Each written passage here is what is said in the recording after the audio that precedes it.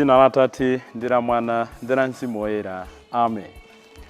Ndikulandireni abale ndi alongo pano pa Tiyankhuleni Ambuye.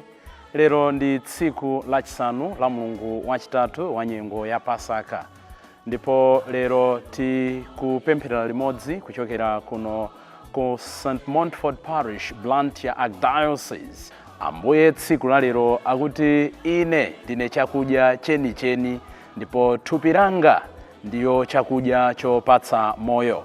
Mawu oyamba akuchokera m'buku la ntchito za atumwi mutu wa 9 ndime ya 1 kulekeza 20. Amene akutiwerengera mawu oyamba ndi a Bernard Suzy Banda, administrator a Tiyankhuleni Ambuye, kuchokera ku St. John the Baptist Church, St. Louis Montfort Parish CI mu Archdiocese ya Blantyre.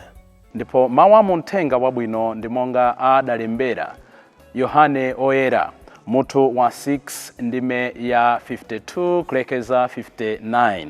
Ndipo amene akutiwerengera mthenga wabwino komanso kutigawira mawu ndi Father Francis Damaseke, National Coordinator for Social Research and Communications, ECM.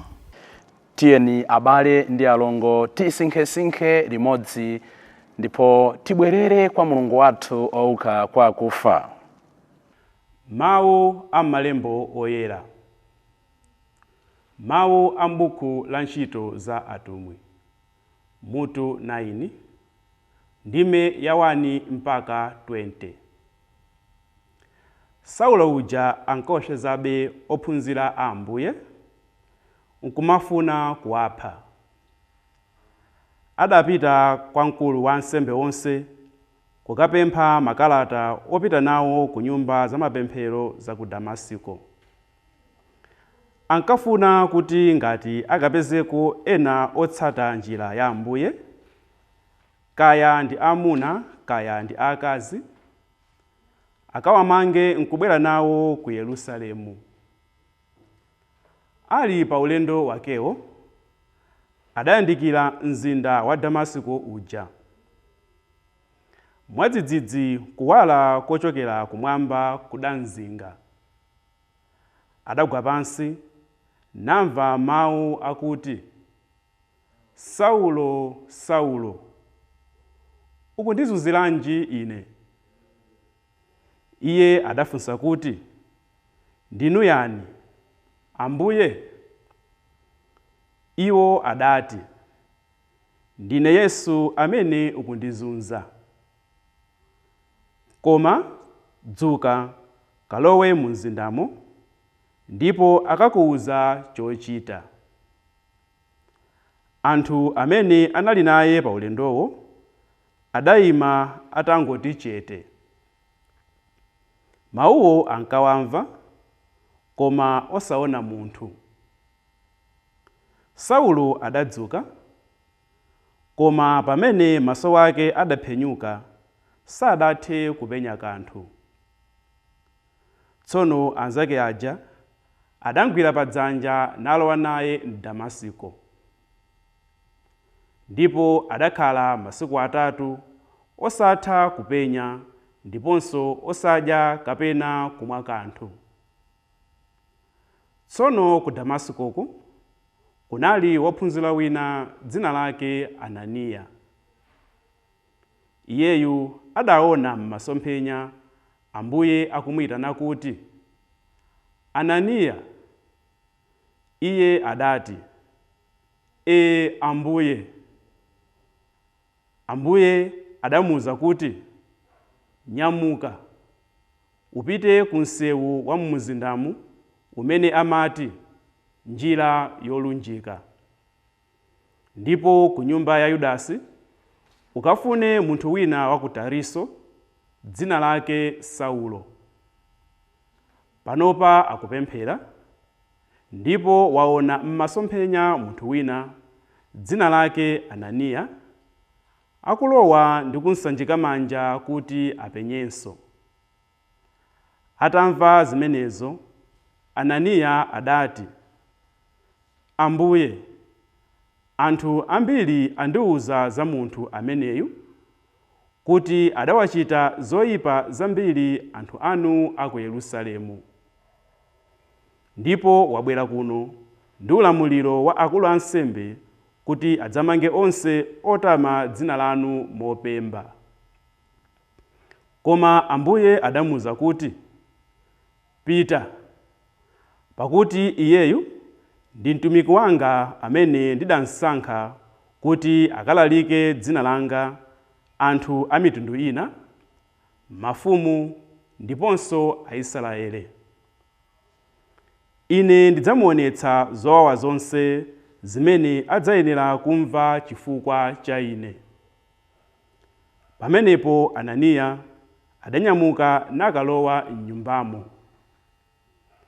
Adansanjika manja Sauloyo nati, m'bale wanga Saulo, Ambuye Yesu amene adakuonekera pa njira imene wadzera ija andituma. Akufuna kuti upenyenso ndipo udzazidwe ndi Mzimu Woyera.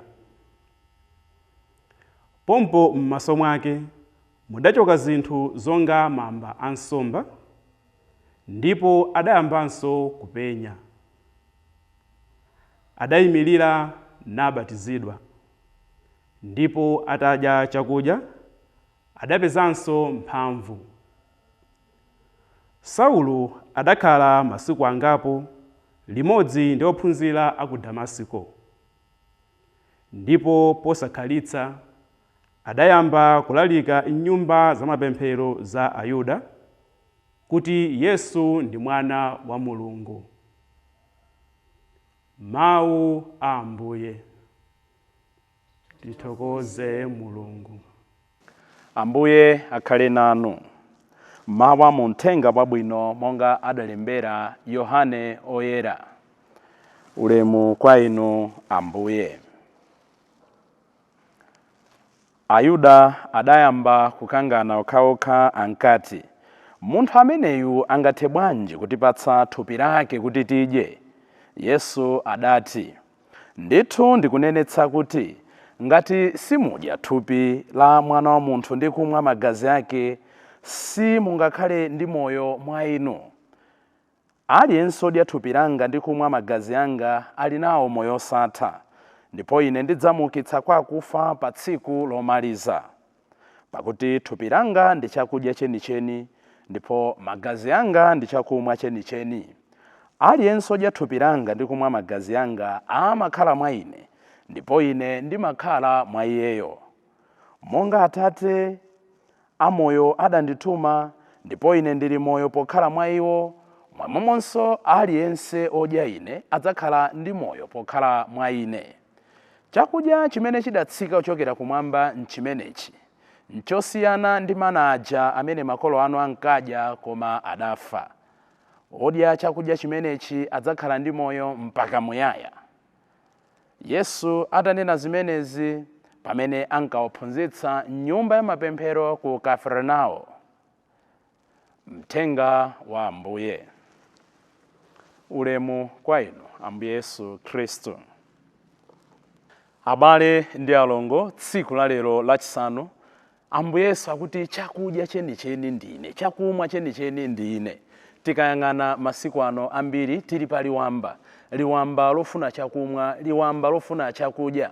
Zimene timaona ngati zimabweretsa chimwemwe m'moyo mwathu, zimene zimaona ngati zimachotsa njala m'moyo mwathu. Koma kukamba zoona monga adanenera Mother Teresa au Calcutta, Mother Teresa Oyera, ananena kuti dziko tsopano silili ndi njala ya bread yokha, silili ndi ludzu la madzi okha, lili ndi ludzu la mawu a Mulungu, lili ndi ludzu la chikondi, lili ndi njala ya chikondi. Ambuye Yesu akunena kuti popanda iwowo njala zathu, maludzu athu sangathe kutha. Funso likunena kuti inu ndine mkalikiliki wathu wa tsiku ndi tsiku timayang'ana kwa Ambuye Yesu kuti achotse zimene mitima yathu imasakasaka. Njala zimene tikukamba pano sinkhani ya chakudya chokha, timafuna zinthu zambiri, timafuna kutchuka, timafuna kutamidwa, timafuna kuyamikiridwa, timafuna udindo, timafuna ndalama, timafuna zinthu ziziyenda. Koma Ambuye Yesu akunena kuti ngakhale zonsezo tili nazo ngati sitili ndi iyeyo, tidziwe kunena kuti mitima yathu sidzakhutiritsidwa. N'chifukwa chake lero tikuona chitsanzo m'mawoyamba cha munthu amene amafunafuna mtendere wa mumtima koma sanali kuupeza mpaka atakumana ndi Ambuye Yesu pa njira yopita ku Damasiko kuja. Mwachidule mawu athu oyamba a tsiku la lero akutionetsa pang'ono kutembenuka mtima kwa Paulo kumene timakupezanso mu chapter 22 komanso 26. Chimene tikuona choyamba ndi mawu athu oyamba a tsiku la lero ndichonena kuti Paulo amaona ngati akuchita zinthu zabwino posangalatsa akulu ampingo a nthawi imeneyo komanso posangalatsa adindo. The zeal which he was so emphasizing in committing and persecuting the church, Paul thought he was doing the right thing. Taona anambiri masiku ano timaona ngati tikuchita zinthu zabwino, tikuchita zinthu zaphindu, tikuchita zinthu zofunikira, but in the end zimatitayitsa ndi Mulungu wathu, zimatichotsera mtendere. Ndi ziti zimene ine ndimayikako mphamvu zanga, ndimayikako nzeru zanga, ndimayikako nthawi yanga, ndimayikako ndalama zanga, ndimayikako china chilichonse chimene chili nacho, koma mapeto ake zikundidyera mtendere, mapeto ake ndikuona kuti ndikutalikana ndi Mulungu wanga. Chinthu chachiwiri chimene tikuchiona ndi kutembenuka mtima kwa Paulo tioneyo tingakhala nalo ophunzira koma ku uzimu anali munthu wakhungu. Tichulukirenji lero anthu amene timadziwa zinthu zambiri, kanda ansembe, kanda asisteri, kandi anthu amene timaona kuti za mpingo mu mpingo takhalitsa tikuzitsata, koma mukaona kuti ngati sitiphatana ndi Ambuye Yesu ndife anthu amene ndife akhungu ku uzimu kwathu. Timaona ngati tikupanga zinthu zabwino, timaona ngati tikutumikira Mulungu, but ngati tintalikire ndi Mulunguyo sitikupanga zinthu zimene iye akutilamula. So pa tsiku limeneli Paulo anapanga discover zinthu ziwiri zofunikira zimene inu ndine tikuyeneranso tizindikire m'moyo mwathu. Choyambirira, he thought he was holy, he was a righteous man serving the needs of the church, but panjira ku Damasiko anazindikira kuti he is a lost sinner persecuting the church. Chachiwiri anazindikira kuti Jesus is alive, Yesu ndi wamoyo, ndine Yesu amene ukumuzuza. Ambiri tikamanamizira anzathu, ambiri tikamazuza anzathu, ambiri tikamaba, ambiri tikamachimwa, ambiri tikamachita zimene timachitazo, timaona ngati Yesu akadali pa mtanda, timaona ngati kuti Yesu akadali m'manda. Abale ndi alongo, Yesu ndi wamoyo, Yesu adauka kwa akufa, Jesus is alive.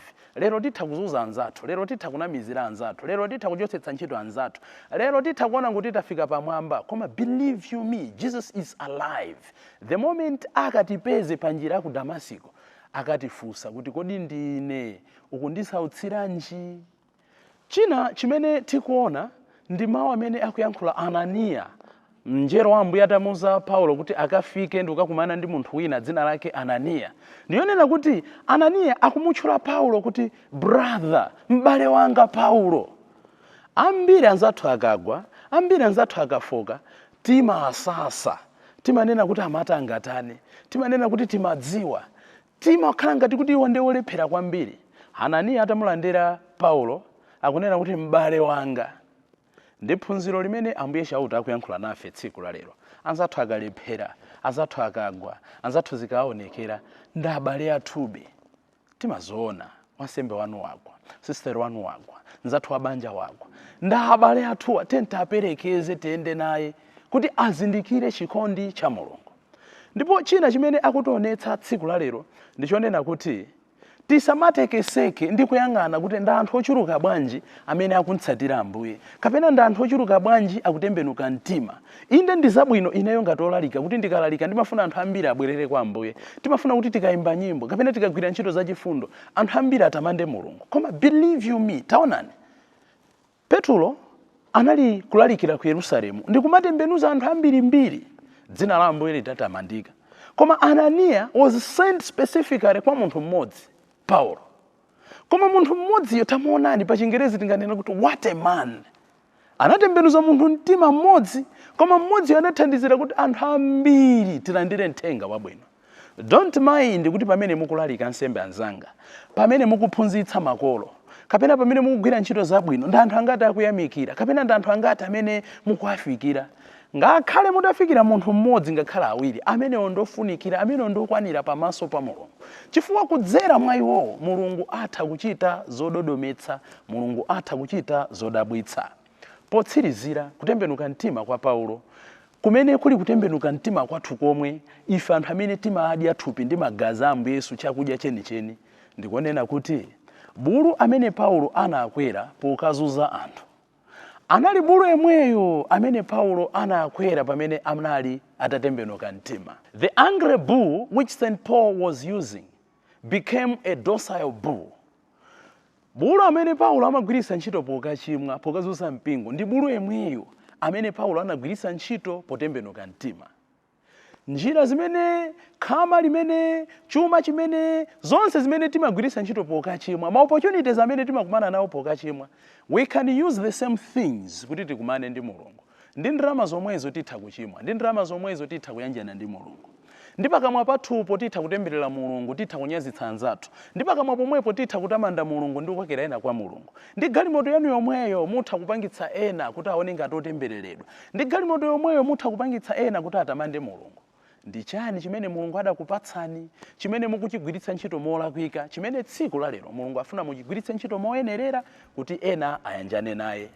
Ambuye tithandizeni kuti thupi lanu ndi magazi anu enieni atithandize ife kutembenuka mtima. Tsopano ndi pa nthawi zosatha ndikufunireni abale ndi alongo tsiku lopambana osatopa pochita zabwino. Bye.